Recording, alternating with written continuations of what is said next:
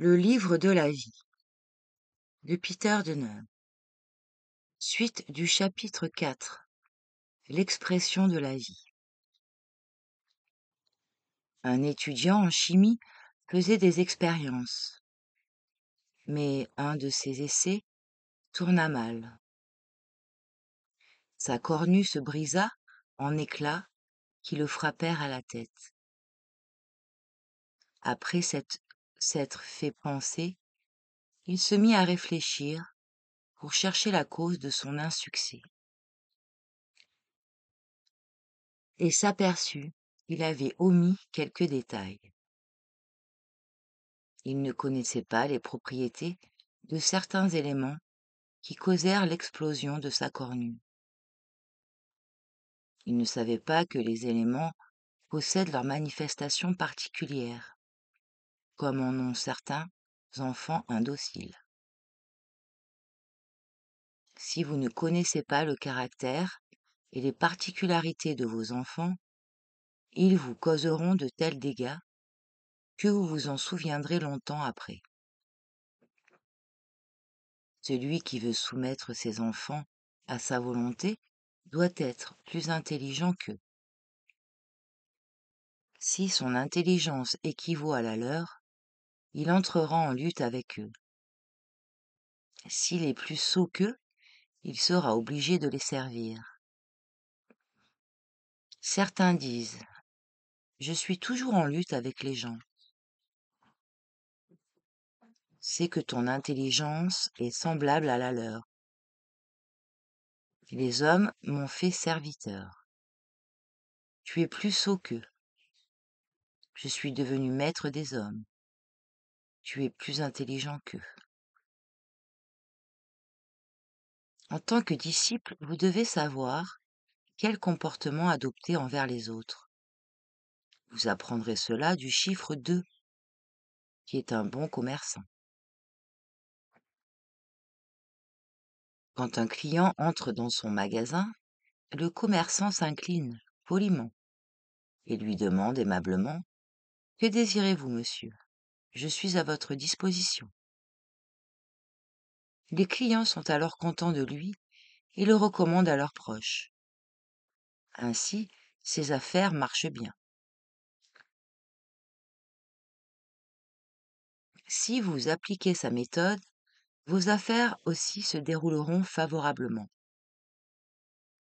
Si vous voulez gagner le cœur des gens, recevez-les aimablement. C'est là une ligne de conduite qu'on doit suivre. Celui qui s'est engagé dans la voie divine doit observer les belles lignes de la nature. S'il néglige de le faire, il se heurtera à des résultats décevants. Chaque déformation des lignes corporelles révèle les traits héréditaires de l'être humain, qui doit raisonnablement y faire face. Aussi, il donnera une expression à sa vie. L'expression extérieure de la vie est l'expression de l'âme, laquelle exprime celle de l'intellect et du cœur.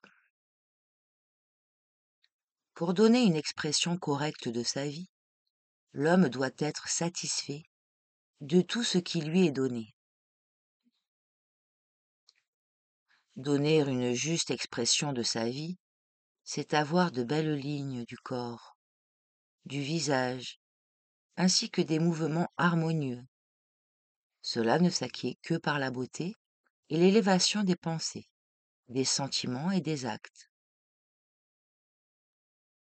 Si l'être humain peut donner une expression à sa vie, tous ses travaux s'accompliront bien. En se levant le matin, il ne doit pas se hâter de réciter une ou deux prières machinalement. Il doit d'abord faire sa toilette, s'habiller calmement et commencer à méditer pour mettre son système nerveux dans un état de réceptivité propice. Après cela, il peut commencer à prier tout en étant attentif à capter les directives que le monde supérieur lui enverra. Pendant ce temps, il sera possible que la Mère céleste lui apparaisse, lui sourit et lui donne sa bénédiction. C'est ainsi qu'on accomplira exactement ces tâches. Beaucoup aspirent à une vie raisonnable. Ils y parviendront dès qu'ils résoudront correctement leurs tâches, et pour cela, ils n'ont pas besoin de beaucoup de temps. Il suffit de réserver chaque jour 5 à 10 minutes pour méditer et accomplir un travail intérieur sur soi-même. De cette manière, l'homme atteindra la beauté de la vie qui lui laissera d'ineffables souvenirs. Un vieil homme a raconté une de ses expériences dans sa jeunesse. Il avait rencontré une belle jeune fille au visage et au regard angélique. Elle l'avait regardé et lui avait souri. Et ce regard et ce sourire s'étaient imprimés en lui de telle façon qu'il en avait gardé l'impression toute sa vie. Il s'était marié, avait eu des enfants, mais toute sa famille s'était éteinte. Seul restait vivant dans sa mémoire le souvenir ineffaçable du sourire de la belle jeune fille.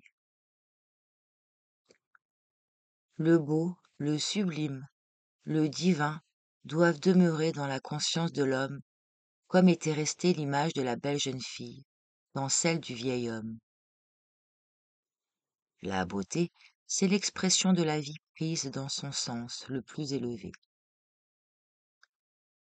Le vieillard se demandait quelle était cette jeune fille, dont rien n'avait pu effacer en lui le souvenir.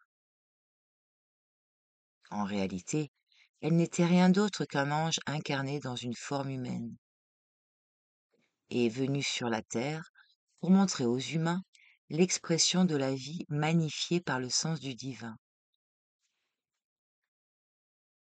La jeune fille avait personnifié l'image d'un esprit clair, d'un cœur bon, d'une âme élevée. Celui qui rencontre cette image une fois dans sa vie ne peut être malheureux, car elle lui apporte sa bénédiction. Ce qui se grave dans l'âme humaine pour toute l'éternité, ce sont la beauté et la grandeur de la vie, le divin dans la vie qui n'a ni commencement ni fin.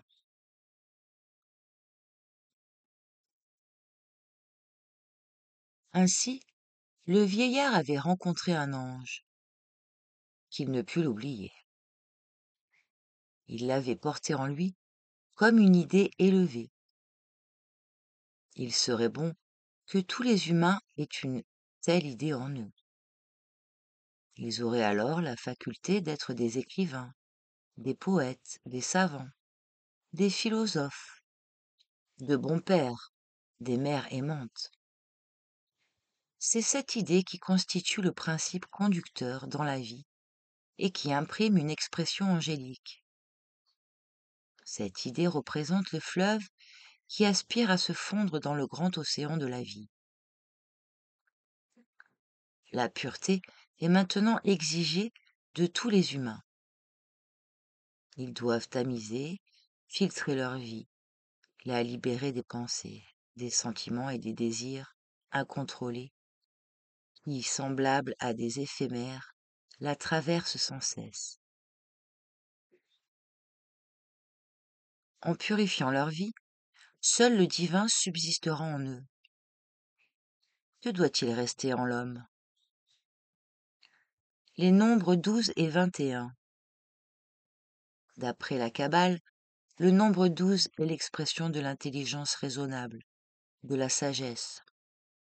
Le nombre 21 est l'expression du suprême amour qui donne un sens à la vie, dans laquelle il introduit l'immortalité. Le nombre 21 est composé de 10 plus 1.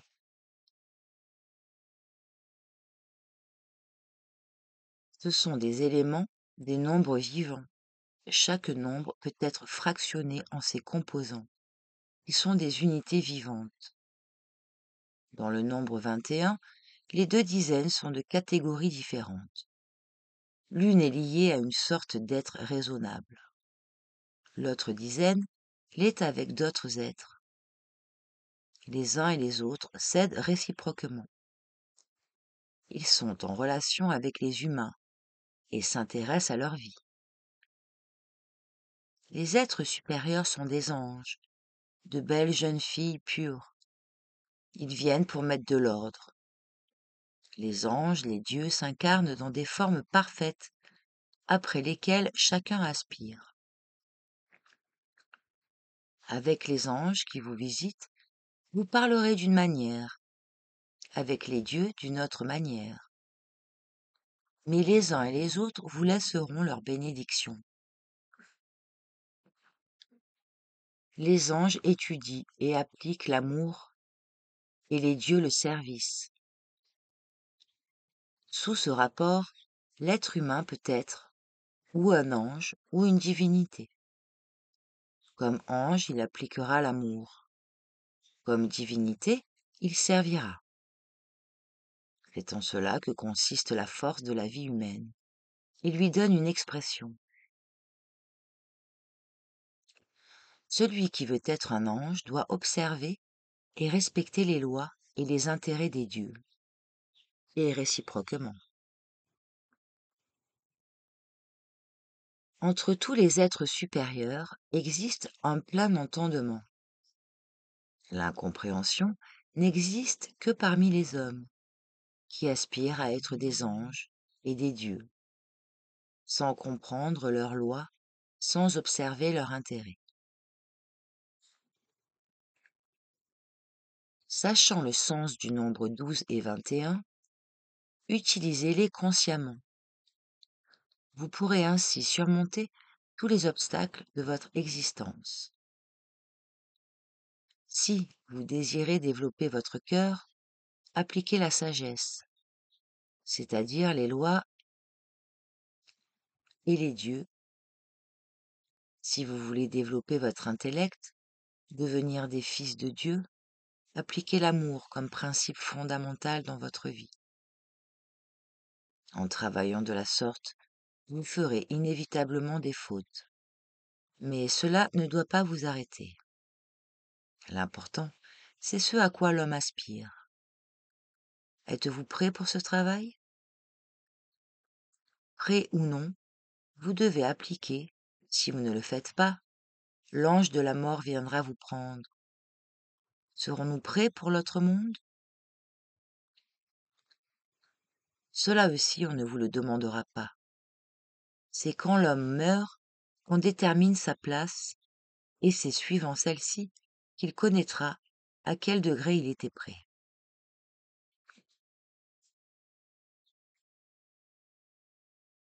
On peut lire dans les Écritures. Le pauvre Lazare est mort, et on l'a remis dans le sein d'Abraham. Le riche est mort, et il est dans l'endroit des tourments. C'est-à-dire que les uns seront dans de bonnes conditions, et les autres dans de mauvaises. Maintenant, en tant que disciple, apprenez à diviser les choses en leurs composantes. Mettez d'un côté ce qui est inutile et ce qui est utile d'un autre. Décomposez ainsi votre vie pour séparer vos talents et les développer. Aujourd'hui, les gens attendent que les biens leur viennent de l'extérieur. Ils demandent que les bénédictions divines descendent sur nous. La bénédiction divine se répand à chaque moment sur vous, mais vous devez être prêt et apte à l'utiliser raisonnablement. Je ne peux pas prier. Alors tu devras apprendre. Avant de prier, mets-toi debout, les muscles de ton corps décontractés, comme à l'état de repos, et élève ta pensée.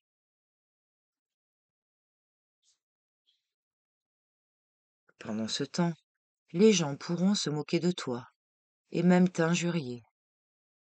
Mais si tu conserves ton calme et que tu continues à prier, c'est que ta pensée est forte. C'est ainsi que se sont comportés les saints, les apôtres, les martyrs. Ils ont été torturés, brûlés, mais ils n'ont pas rompu leur lien avec Dieu. Qu'on atteint les hommes en persécutant les saints et les apôtres, qu'ils fassent périr un chrétien, 10 100 nouveaux apparaissent.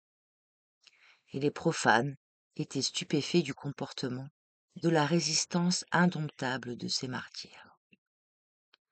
C'est cela que signifie donner une expression intérieure de sa vie. Maintenant, je vous souhaite d'être attentionné et pur dans vos pensées, sentiments et actes, et de donner une expression à votre vie. Alors, quand la bénédiction divine viendra sur vous, vous l'accueillerez et la retiendrez en vous pour l'éternité. L'amour divin apporte le bonheur. L'amour divin et la sagesse divine apportent le plein bonheur. L'amour divin, la sagesse divine et la vérité divine apportent tout le bonheur.